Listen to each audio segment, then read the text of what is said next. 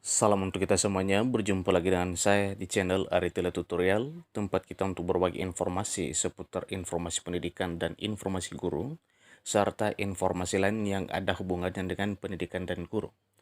Pada pertemuan ini saya ingin berbagi satu informasi di mana pada pendataan honorer non-ASN beberapa bulan yang lalu, banyak sekali persoalan yang ditemukan di lapangan. Masalah pendataan honorer non-ASN di BKN itu semakin mencuat.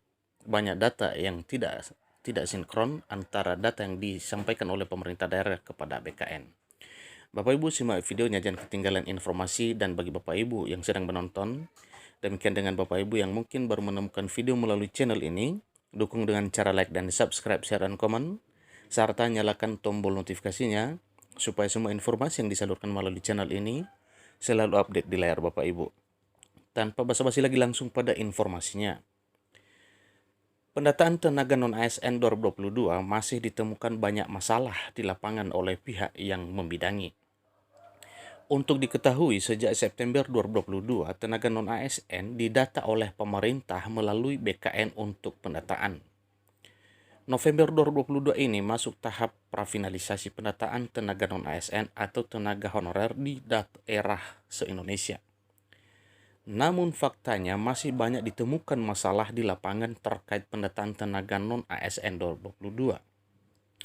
Dilansir dari antara anggota Komisi 2 DPR RI, Gus Pardi Gaus, mengatakan masih menemukan berbagai masalah pendataan tenaga honorer yang belum jelas antara BKN dengan pemerintah daerah. Terindikasi masih terdapat sejumlah isu penanganan tenaga non-aparatur sipil negara ASN di tingkat pusat maupun di tingkat daerah yang belum terselesaikan. Ini kata Gus Pardi dalam keterangannya di Jakarta pada hari Rabu 8 November 2022. Beliau menjelaskan Komisi 2 DPR baru saja melakukan kunjungan kerja di Kabupaten Tangerang pada Rabu 8 November dan terungkap masih terdapat 146 orang yang telah terdata di BKN ternyata tidak sesuai dengan ketentuan yang berlaku.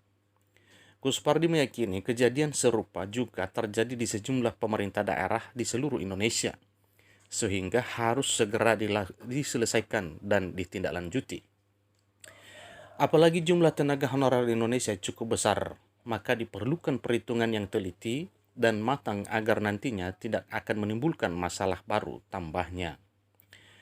Dia menjelaskan pendataan tenaga non-ASN bukan untuk mengangkat tenaga non-ASN menjadi ASN tanpa tes.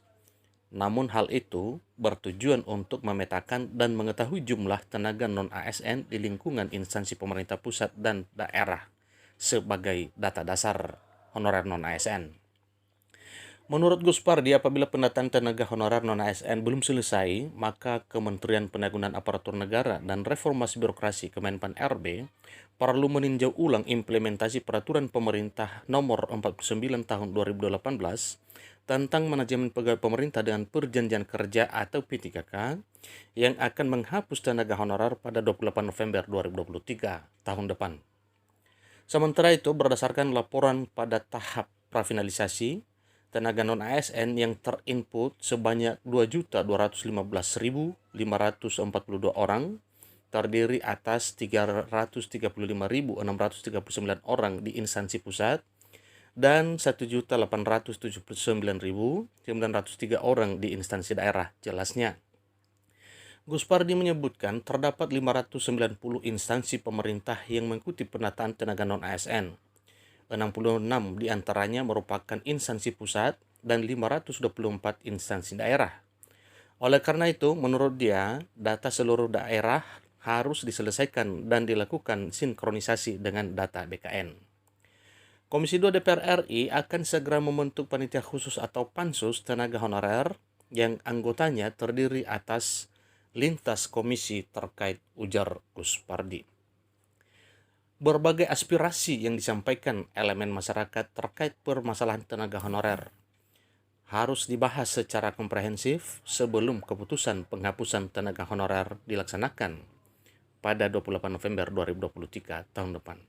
Nah, demikian informasi Bapak Ibu tentang persoalan mengenai penataan honorer non-ASN yang telah dilakukan pada bulan yang lalu sampai kini ternyata masih banyak persoalan tentang data honorer yang sampai di BKN, lantar banyak data yang tidak sinkron antara data yang telah disampaikan oleh pemerintah daerah kepada BKN. Demikian informasinya, semoga bermanfaat. Sampai ketemu pada video berikutnya. Terima kasih.